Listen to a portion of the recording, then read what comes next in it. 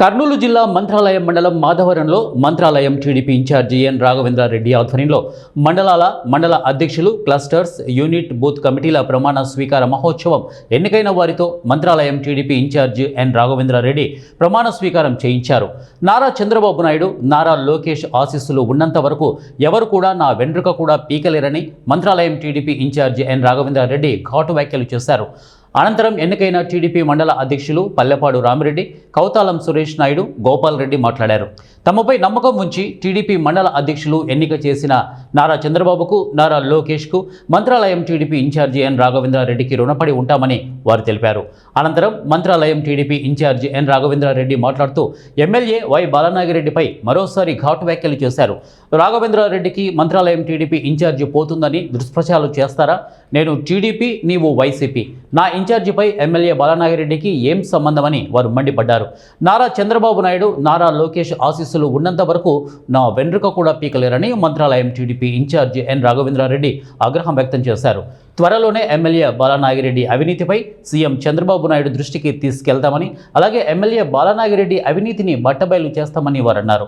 తిక్కారెడ్డి అన్న వర్గీయులు ఎవరు వచ్చినా వారిని కూడా దగ్గరకు తీసుకుంటా, అందరినీ కలుపుకొని ముందుకు పోతా. కొంతమంది అదే పనిగా తప్పుడు ప్రచారం చేస్తూ పబ్బం గడుపుతున్నారు. వారి మాటలు నమ్మి మోసపోకుండాని మంత్రాలయం టీడీపీ ఇన్ఛార్జి ఎన్ రాఘవేంద్రారెడ్డి పిలుపునిచ్చారు. కూడా ప్రజల ముందు పెట్టే వరకు నేను నిద్రపోనని చెప్పి తెలియజేసుకుంటున్నా. ఏదో మైక్ దొరికింది చెప్పడంతో ఏదో మాట్లాడాలి, రాఘవేంద్ర రెడ్డి మీద ఒక రాయేస్తే నేను పెద్ద మొగుడు అవుతాను అనుకున్నచ్చు. రాఘవేంద్ర రెడ్డి చంద్రబాబు నాయుడు గారు ఆశిస్సులు, లోకేష్ బాబు గారు ఆశిస్సులు ఉన్నంత వరకు నా ఎంటిక కూడా పీక్కోలేరని చెప్పి తెలియజేస్తున్నా.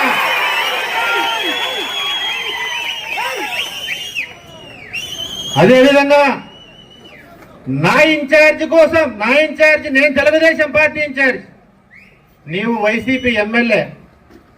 నా ఇన్ఛార్జితో నీకేం అవసరమయ్యా? నేనుంటా, నా నాయకుడు ఉంటాడు.